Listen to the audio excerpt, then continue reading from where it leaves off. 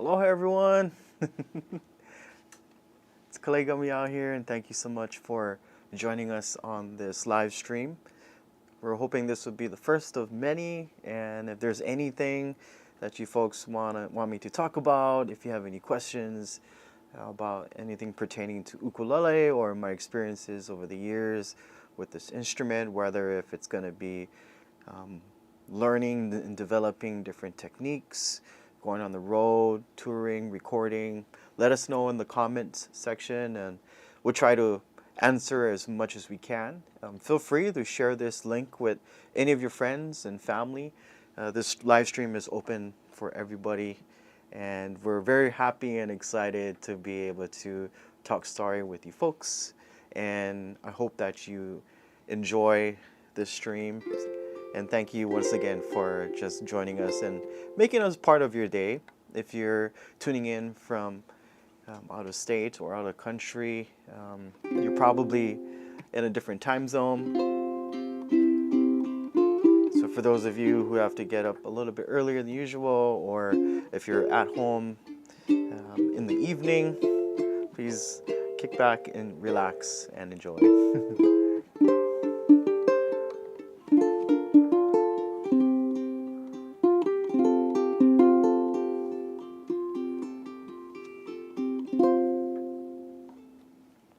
Here's a couple of tunes for you folks.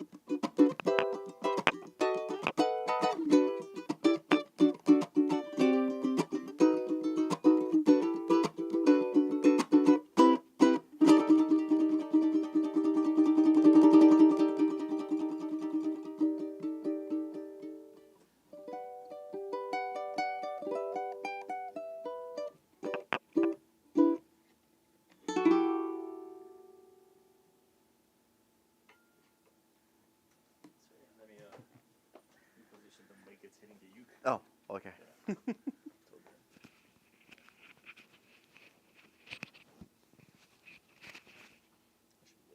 Cool. And these are the comments. I don't know if you can see it. No, I can't see him. Yeah. Hello, everyone. So there's one question. Let's see. Chris Lanzon Oh, sick. asking, when are you gonna come to the San Fran Bay Area? Or maybe Oh, Seattle? awesome. What's up, Chris? Mr. Lanzon.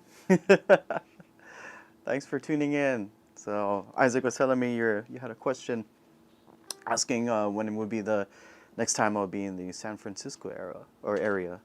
I'm actually going to be in San Francisco next year, I believe, in February. So there's going to be a cool event that I got the opportunity to join Herb Ota Jr.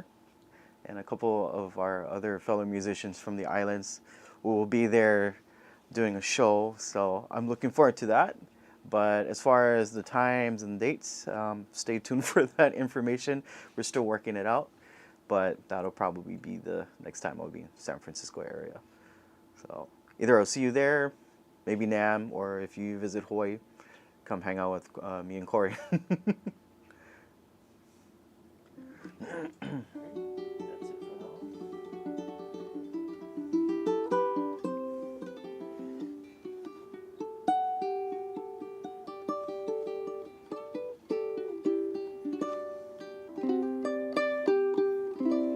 And so since this is my first live stream, how about I'll share with you folks it's actually the first song that I wrote, for those of you who might not know it. It was featured on my first ukulele solo album from the early 2000s. And this is a song that was actually inspired by the place where I wrote it, which is in my hometown in Haleiwa, next to a stream called Kila. So that's the title of this song.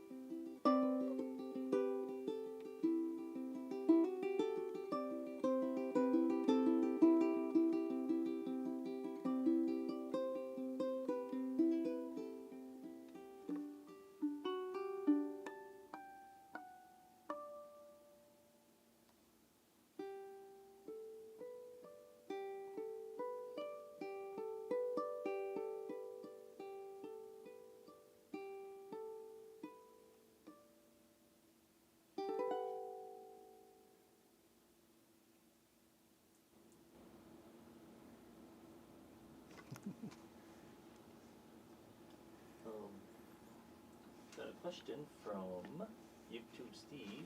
Say, can you talk about string tension and what changes you make in your technique? Is there a point where too much digging in can overload or even kill the tone? Or just hard strings don't vibrate as much? Cool. So a question from YouTube Steve? YouTube Steve, talking about strings and string tension. So a lot of times for me, I based off what strings I'm going to use depending on how the ukulele already sounds. So for example, a lot of instruments all sound completely different from each other. Some ukuleles have better sustain than maybe the one next to it, even if they're made by the same company, same brand, same manufacturer, or same custom maker. There will be slight differences and nuances between every instrument. So kind of finding the right set for every ukulele is kind of my goal with strings. I have a few that are kind of go-to string sets that I've been using over the years, and so it just depends on whether if one of them works for a particular instrument. So the one I'm holding right now, this is actually it is a Moonbird. It's a UT200 from Anui, but the bracing on this is different.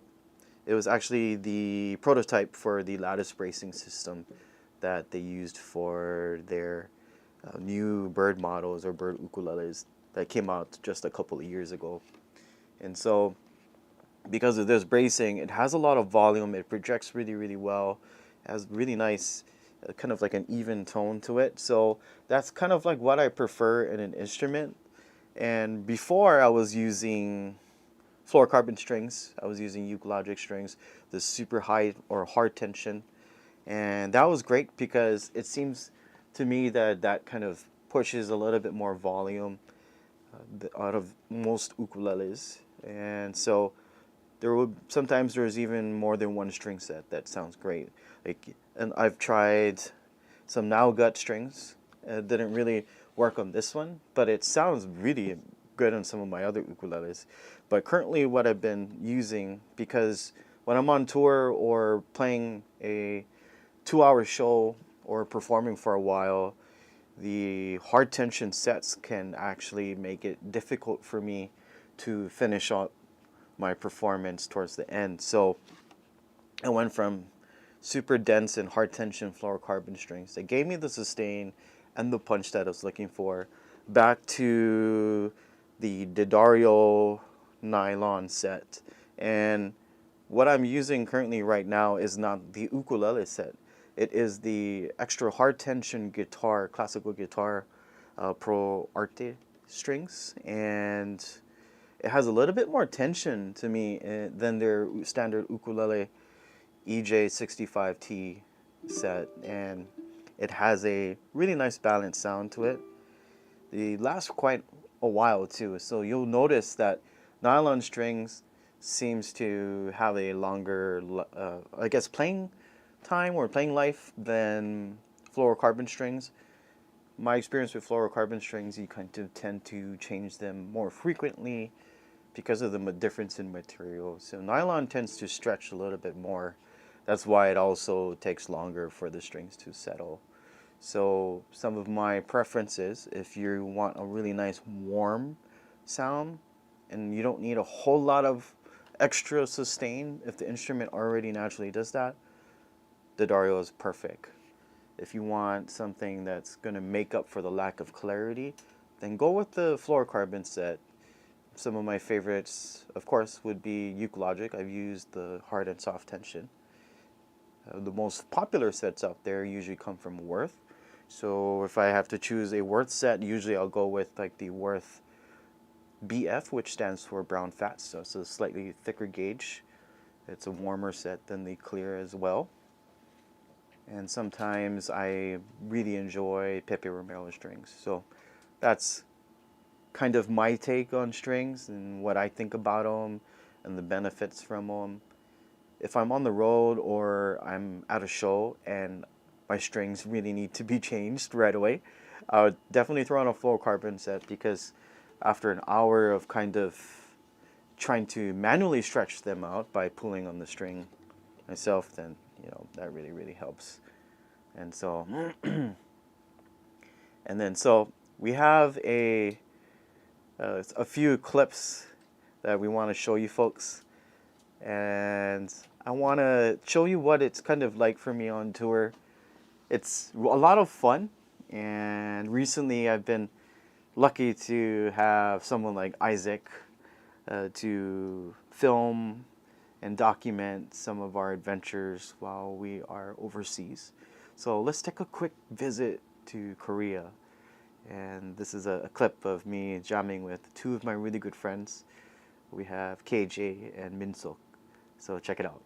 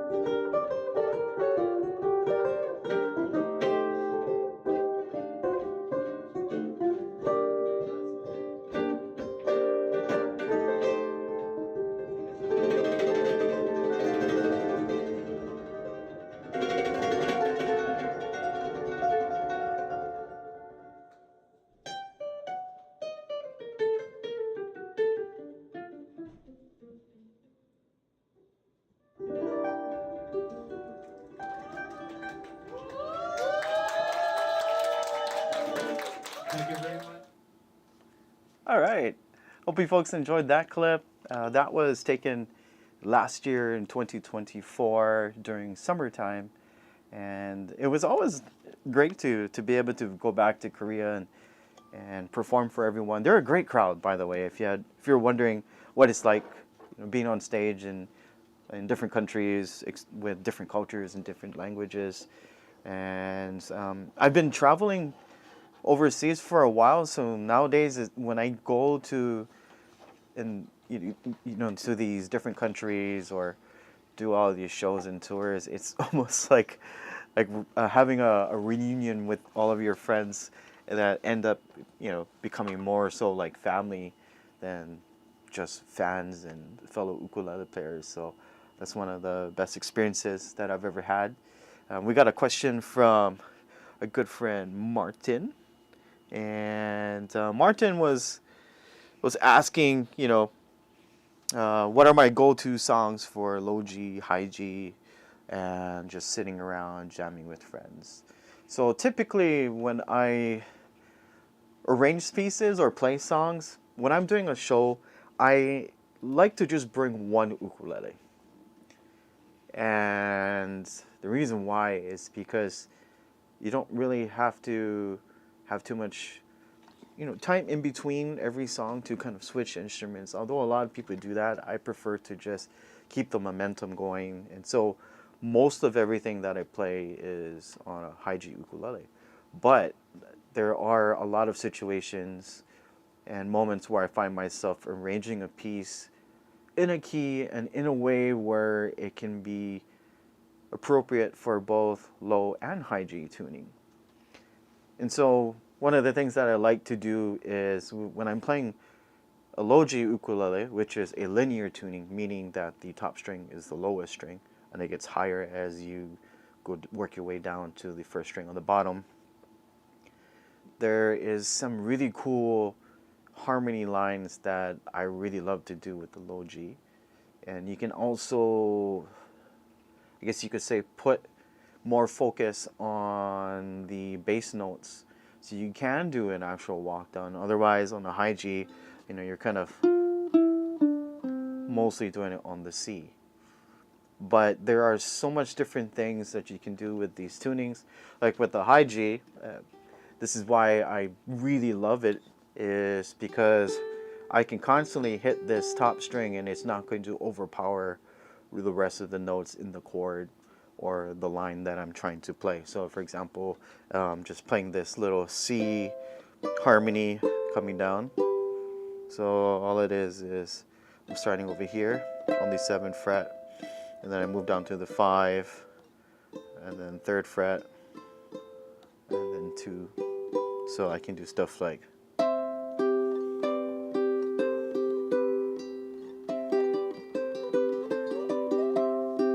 and that's the kind of sound that I am very used to hearing on my ukuleles. But believe it or not, but the first ukulele that I actually owned came with the low G. It was a 6-string custom uilani heke from Lauren Yoshimura, who lived in Waipahu at the time.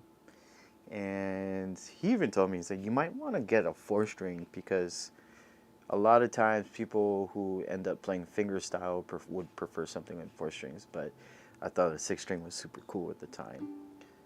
And then after a long time, or maybe about a year or two, I switched over to a high G.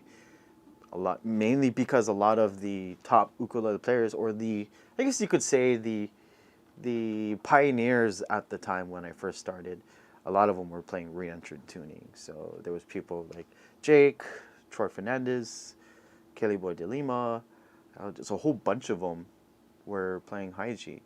And so that kind of kept me on that high G train. But it's interesting what you can do with both types of tuning. I tell a lot of people that when they're asking questions about, what's the difference between low G, high G? It's just the 1 string. You still hold all the chords all the same, except the voicings will sound a little different. And then when I'm jamming with friends, a lot of times I prefer to keep things as simple as possible, because it's just easier to get even more people involved. Nobody has to be at this advanced level. So I would be, throwing songs out like Sunday morning. It's just D minor 7, G7, and C major 7. So, and it's just 3 chords. So just stuff like this, because there's a lot of things that you can build just with 3 chords. You can even go over here.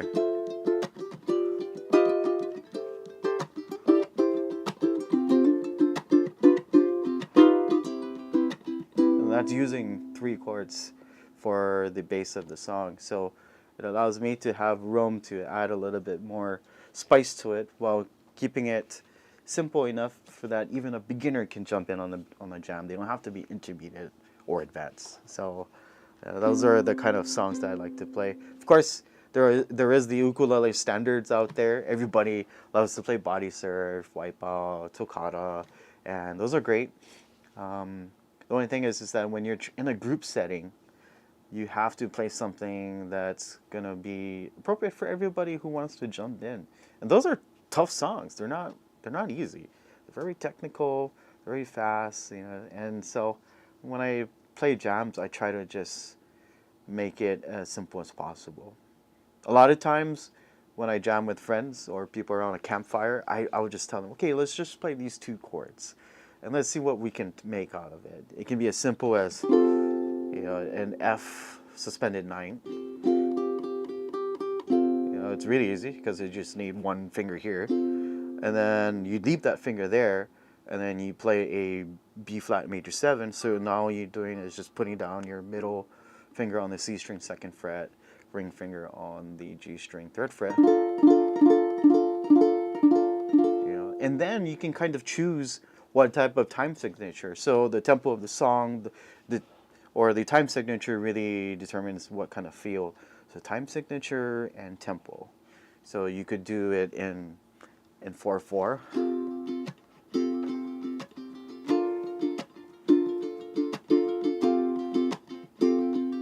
It sounds very happy. Or you can make it sound more emotional by changing it up.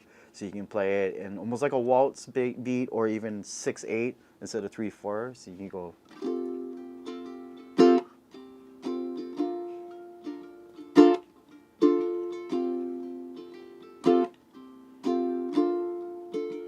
Or if you want to take those 2 chords and make it sound like you're on vacation, just take a bossa nova beat,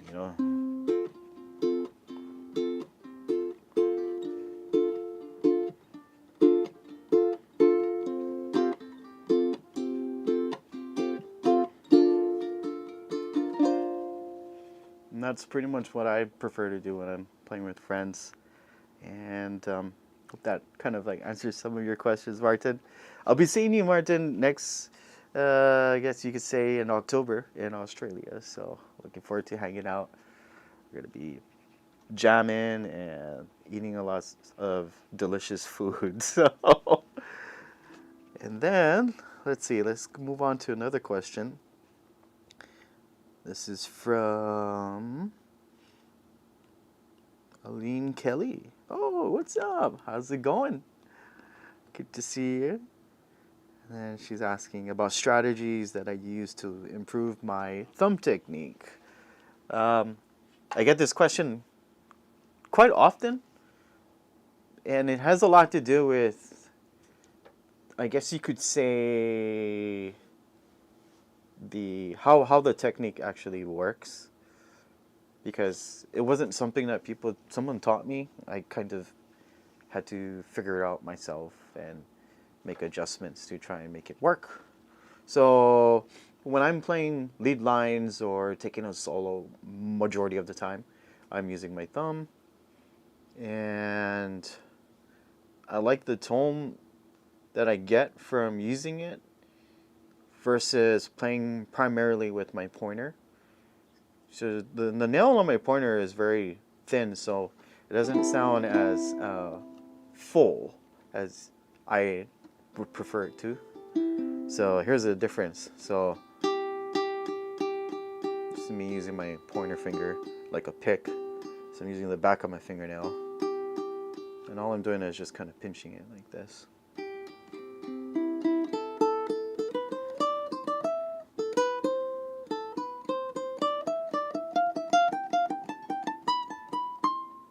And it doesn't sound bad, but it doesn't sound like...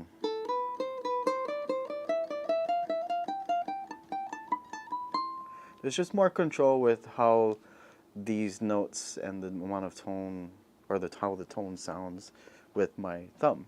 For some people it's different, and if you have a better way, then do it that way. Just do whatever way you feel comfortable. So thumb technique. What I'm doing is when I'm plucking this knuckle right here is kind of bending like that. So not only is my thumb going down and up like this is kind of moving too. So it's doing this. So when I play my ukulele, I'm going down, and then when I come up, I'm not sure if you can see it on this angle, but if you look at my thumb, it is angled. It's not staying stiff and straight like this. It's actually looking more like that.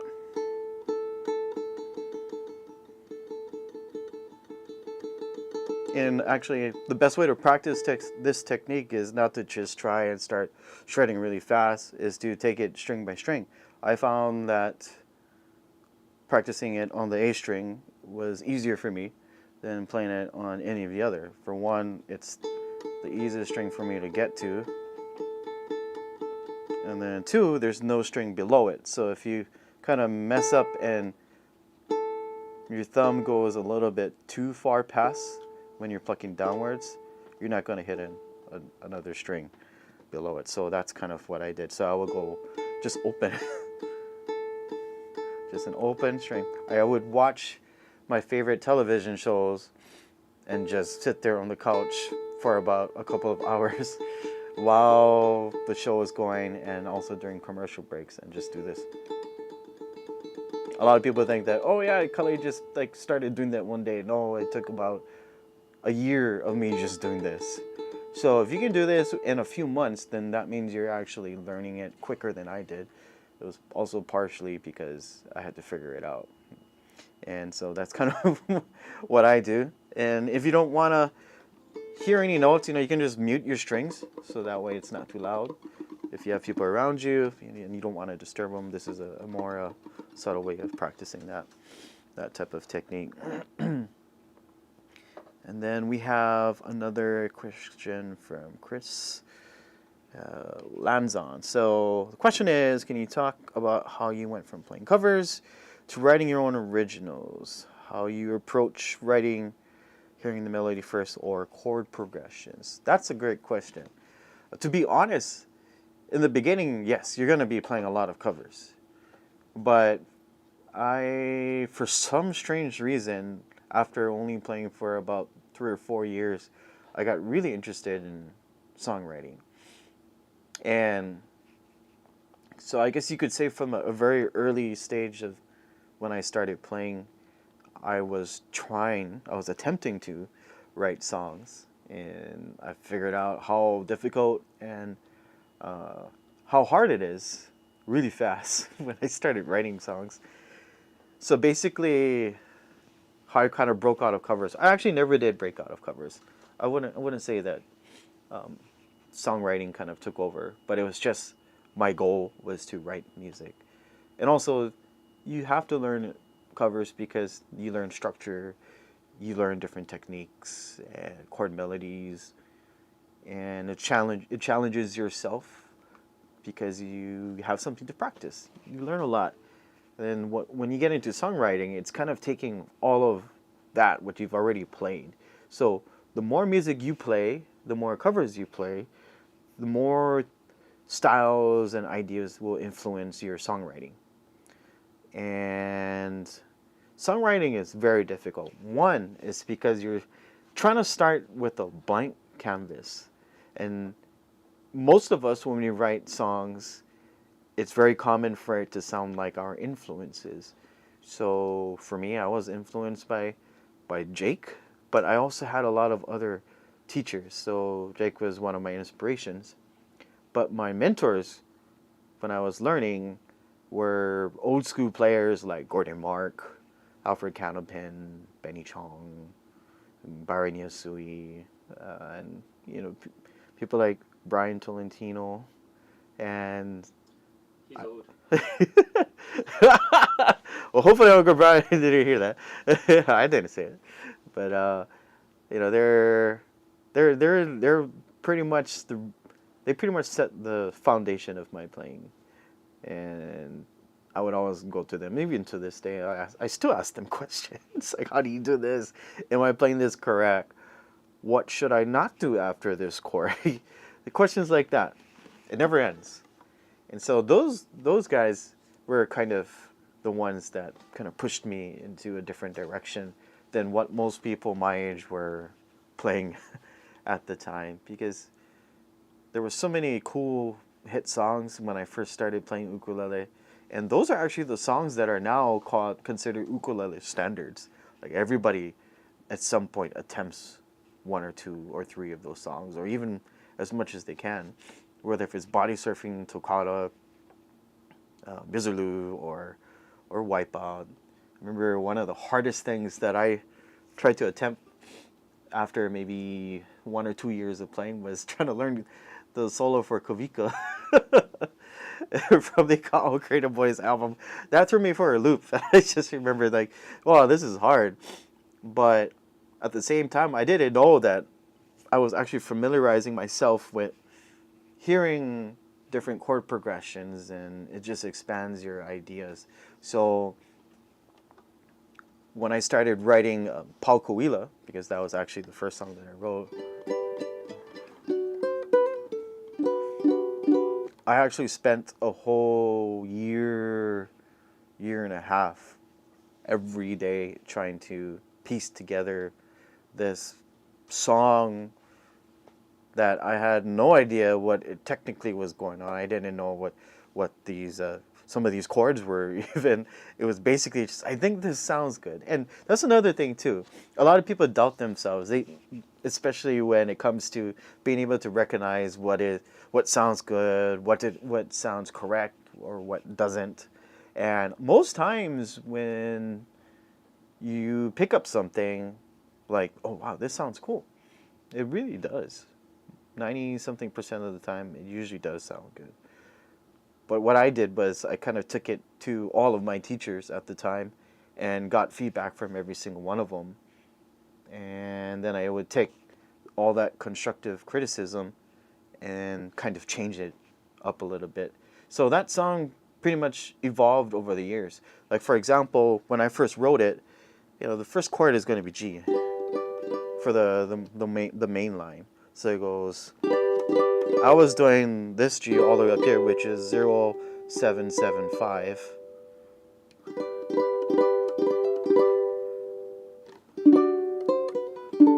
But then from here, I was like, oh, if I play this instead,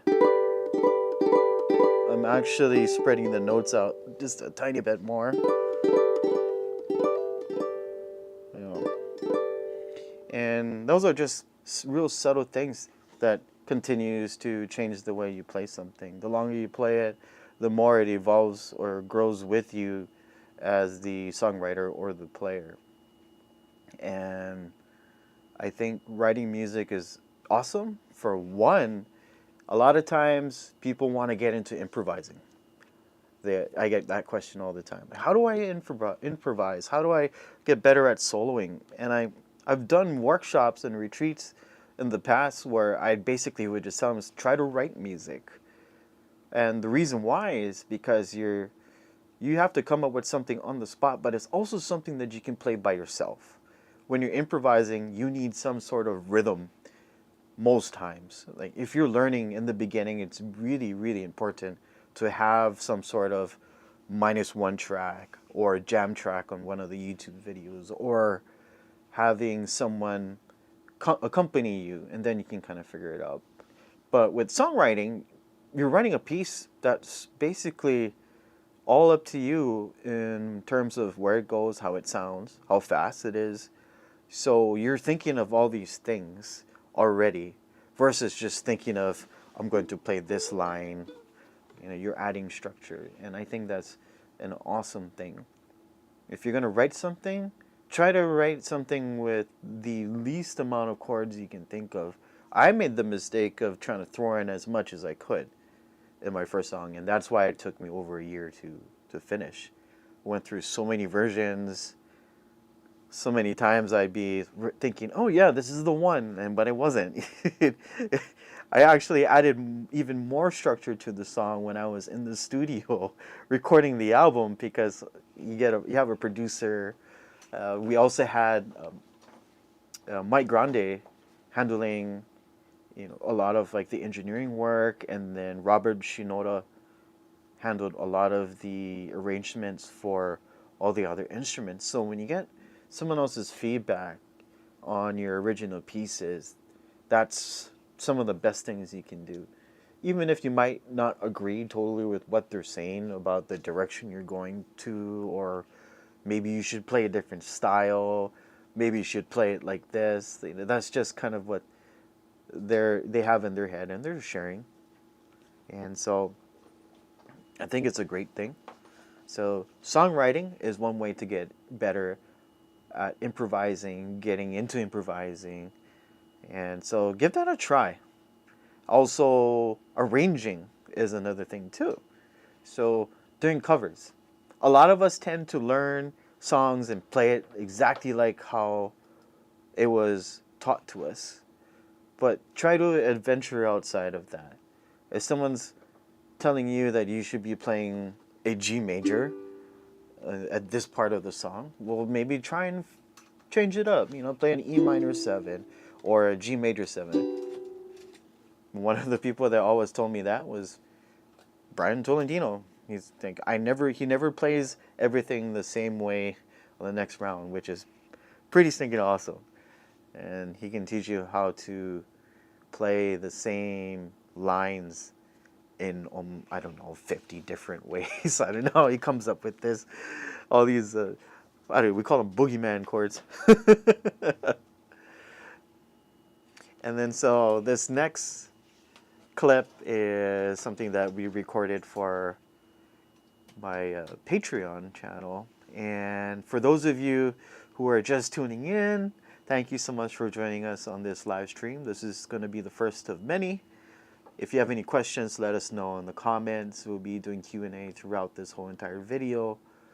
And if you want to find out more about what we are doing, check out our Patreon page.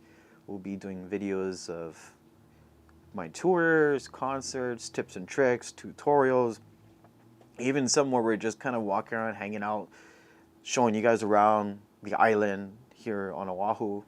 So here's another original song that I wrote, and it's actually the first track on my first album.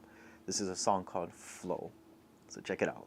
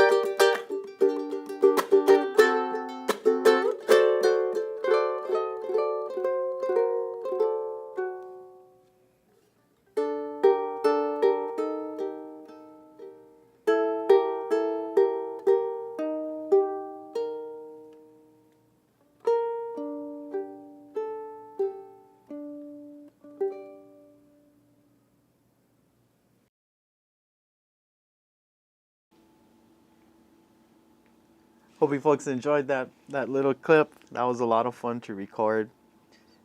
Flow was actually the first song that I actually tried to record a music video back in the day. And so it's kind of floating around on the internet. I don't have the file anymore, but maybe I should ask around for it. But it was it was a lot of fun. And then back to some of the questions that were asked a little earlier. One of them was talking about Gordon Mark and how he influenced my playing and kind of what he taught me.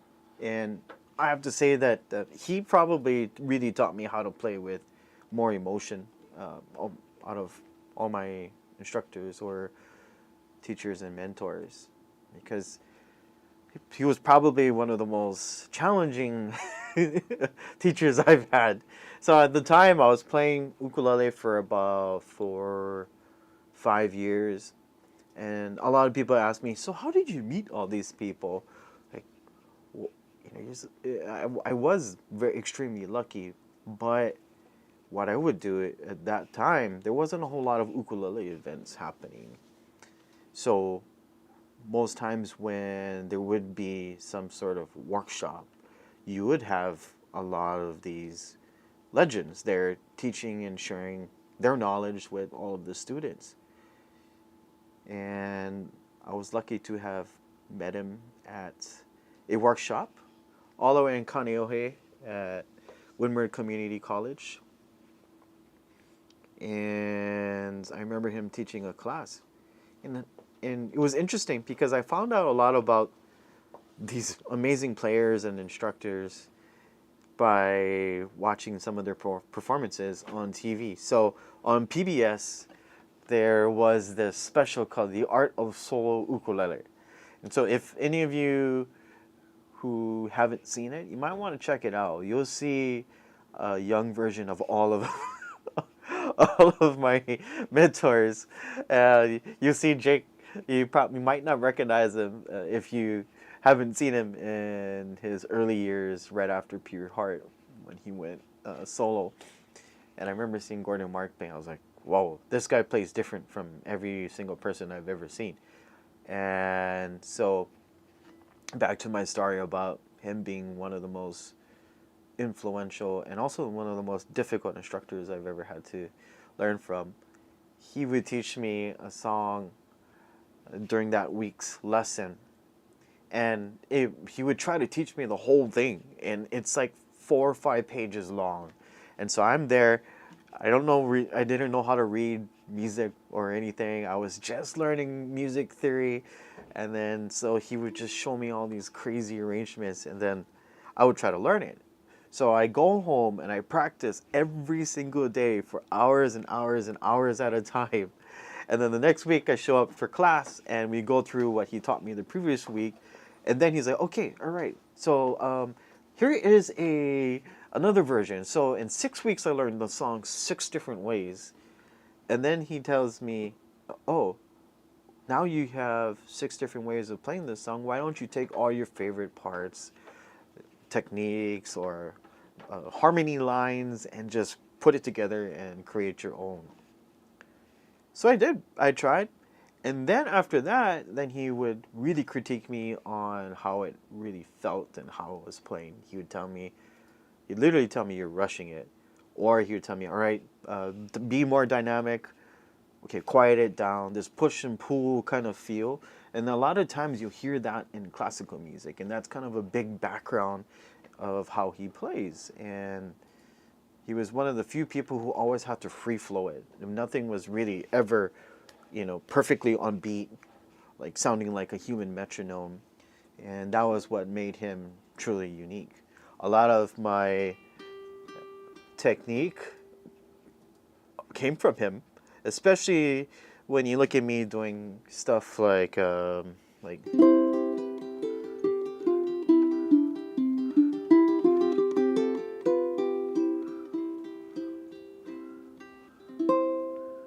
basically, he told me, "Why don't you try and play the ukulele like how a piano plays with emotion?"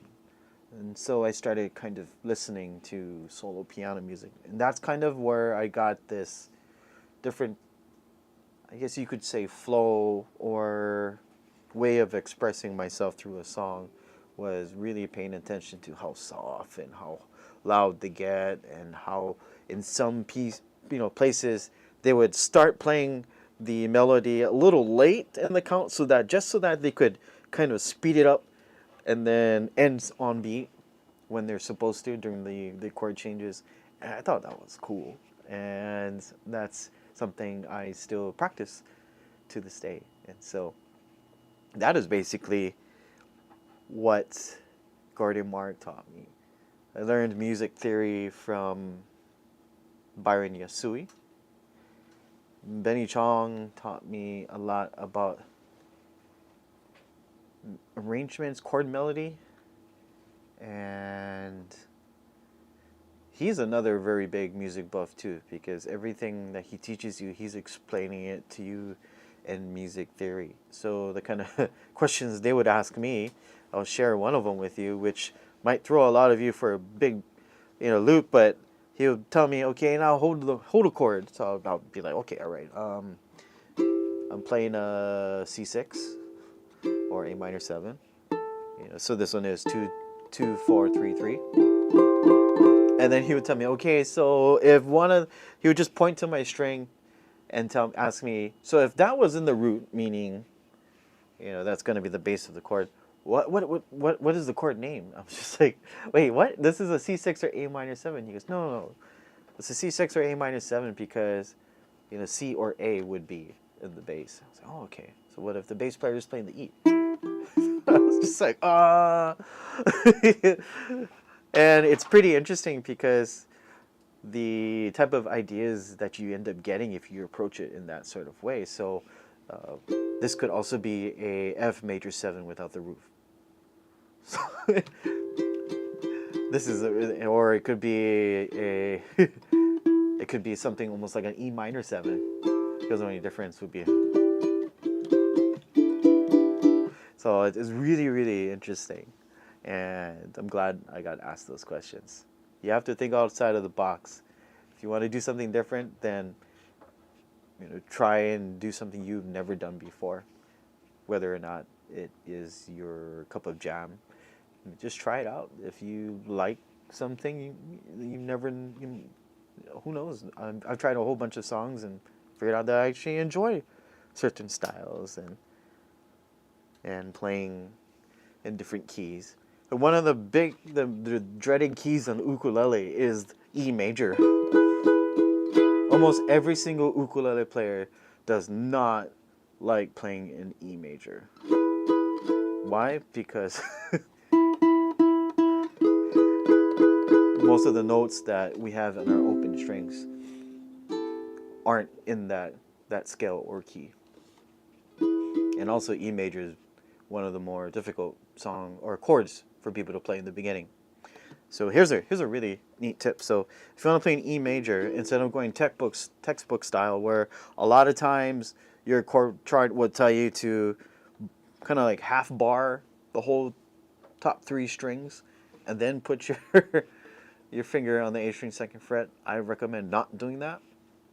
1, it's hard, and then 2, you don't have room for your fingers to kind of move around. So what I do is I'll use my middle finger to cover the G and C strings, 4th fret. I'll take my ring finger, put it on the E string, 4th fret.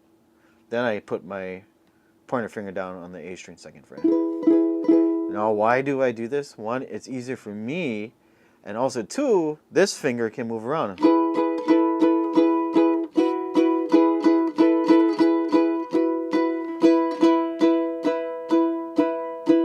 But one of the cool things about playing in the key of E is that you get these really nice voicings too.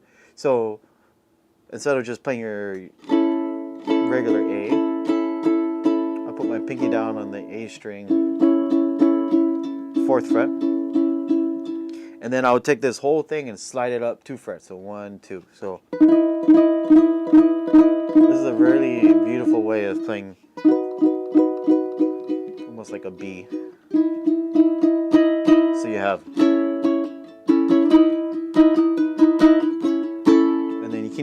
keep the A string open too if you wanted to.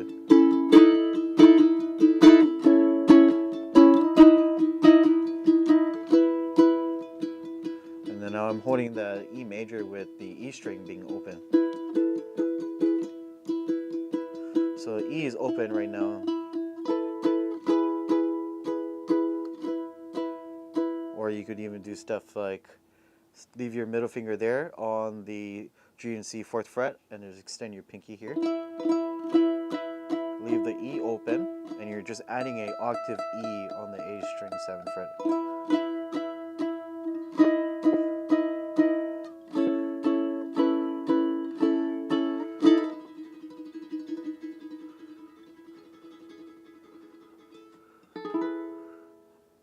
Oh.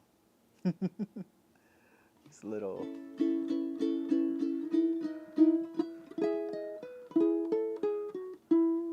So keep the questions coming, and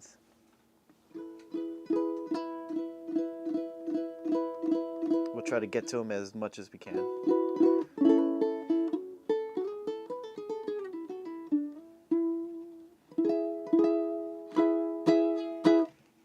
Cool.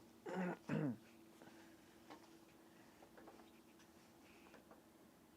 right, let's see. Oh, that's a cool question.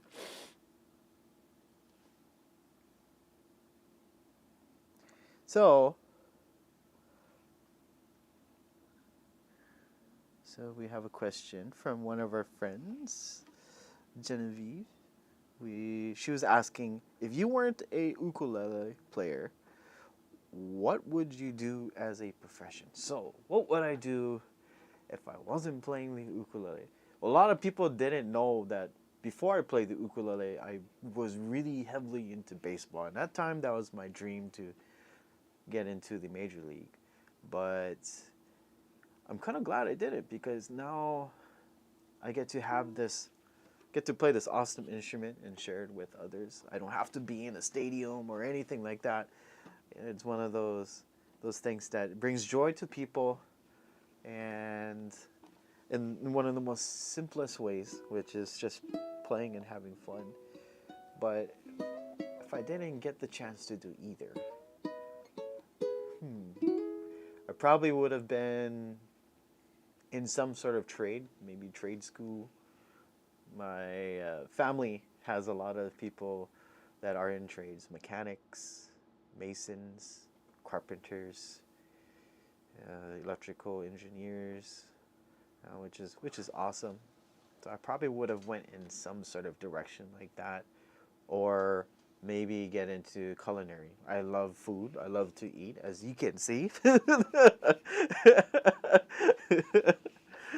um, so yeah, I mean, with nowadays, there's so many things that are available because you could influence people without having to really be super famous or anything.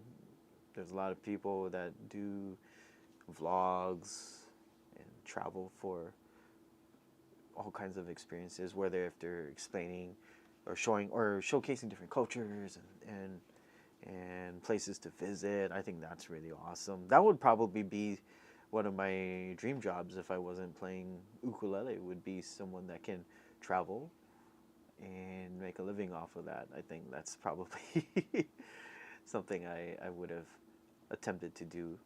Ever since I was small, I used to watch a lot of kids like my age when I was in high school would be watching cartoons and I guess you could say Nickelodeon and all these other TV stations, but one of my most favorite stations was the Travel Channel because they always featured some sort of cool city that I would just end up, kind of fantasizing visiting these places because no one in my family has ever traveled like that at the time. And so I always thought it was cool. And I guess you could say dream came true. It was actually Kamaka that gave me the opportunity to travel overseas. Back in, I think it was like 2008 or 2009, they asked me if I would like to join them on a Kamaka, I guess you could say, product demo tour. I mean, they were basically meeting up with their dealers in Japan, and that's kind of where it all started. And so it was a great experience. And since then, looking back, I was like, wow. Since the first time, there's been probably over 20 times that I've traveled to Japan over the last, I don't know, 10, 15 years. Probably well over 20. I mean, 20 would be like the minimum amount of cities we've traveled to. So I'm always looking forward to going back. Let's see, what else? We got more questions. Foodie life for sure. Oh, yeah, another thing too. So we really wanted to get this live stream in this week because next week, Tuesday, September 9th, I'm actually going to be departing the islands for roughly about a month. I'll be on tour in Asia, in Taiwan, Hong Kong, and China, and to do a concert tour sponsored by Anui Nui. And I'm very, very excited. I haven't traveled like this in a very long time. The last time I ever really toured in multiple countries like this for about a month was probably 2019 when I was gone for about 3.5 weeks. And then since then, COVID came, everything kind of came to a halt. And then last year, 2024, started traveling again with Isaac to Japan and Korea. And this year, very, very excited and look forward to Asia.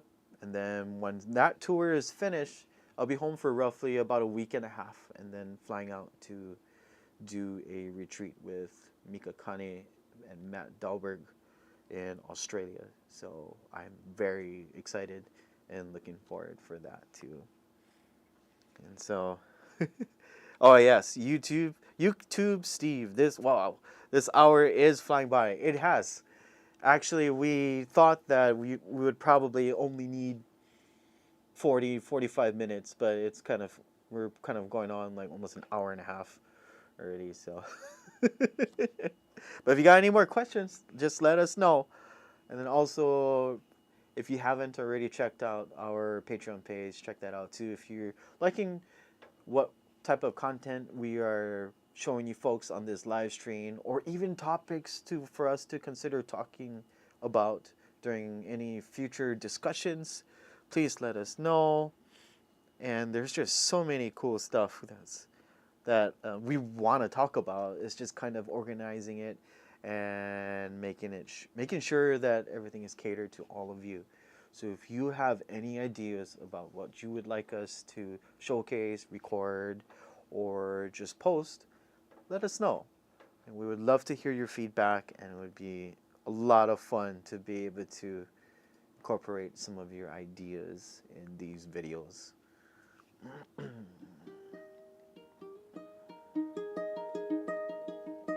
So I guess I'll play a song, and then we'll do a actually no, before I get into that song, another thing that I really enjoyed about traveling as a musician is every year a lot of my friends and fellow musicians and manufacturers, they go to this trade show called NAMM. And the NAMM show is pretty much, I guess you could say, like a Comic-Con for musicians. It's like every single person in the industry, every brand, every product, and you get to go there and see it all. You could walk by Stevie Wonder, you could walk by John Mayer, Taylor Swift, big artists like that are walking around because they're all representatives of instrument companies, record labels, anything to do with the music industry, they're there. Even if they make kazoos, there is like there's dozens of companies that make stuff like that and are displaying them. We just so happen to be part of the ukulele community, and I think it's cool because a lot of our community members out there always show up every year. And that's one of the things that kind of separates the ukulele members or community at NAMM versus all the other groups, because you have all these multi-million-dollar companies like Fender, Martin, Taylor, you know, they're so big, and their artists sometimes are very, or a lot of times they're extremely famous. But with the ukulele community, no one feels that most people aren't very much out of reach. You know, you can walk up to them and, you know, say hi's, and it's more of like a gathering and reunion kind of time. So we want to share a short clip of this year's NAMM back in January. And this year I actually went up with Kila Ukulele. So they're actually the second oldest manufacturer in the world. They're over 100 years old. A lot of people don't know this, especially here in the States. So Kamaka first established ukulele company since 1916, still in business. Kiwaya was just a few years after that, maybe 1918 or so, just about 2 years younger than Kamaka. And so I got the opportunity to go with them. So here is a clip of me and one of my very good friends from Japan. His name is Tomoki. You'll be seeing him in other videos. You've probably seen some of the videos that Isaac has recorded here at the Ukulele Lab. So check this out.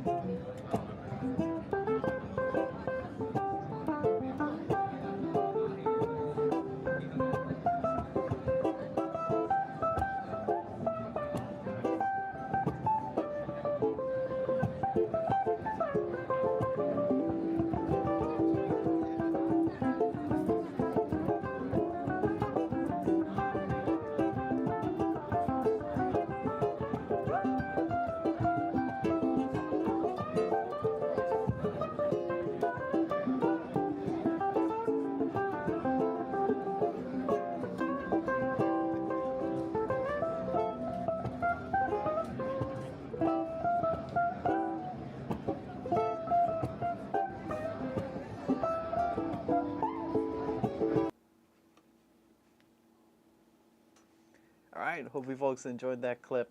It's kind of like a preview of what NAMM is like. So if you're kind of curious, if you've never been there, basically there's a whole lot of performances going on. There's probably, I think there's like 5 floors, and each floor showcases a specific type of, I guess you could say, products, and it's a lot of fun. I get to walk around, and everywhere you go, every corner you turn, every hall you end up, there's some sort of live performance going on, and it's just all day, every day, music.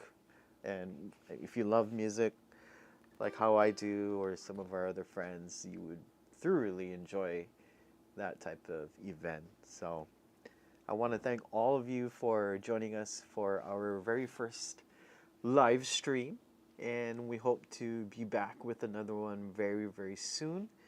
And I'm not going to leave you guys hanging. I would like to leave you folks with a song, and I hope to see all of you again, and it's going to be fun. Thank you so much for joining us. Be sure to follow us on Patreon if you want to learn more about some of the topics that we were talking about today, or get some exclusive video content and a whole lot of other stuff to come. So thank you. Once again, my name is Kalei. Take care and aloha. We'll leave you with this one last number.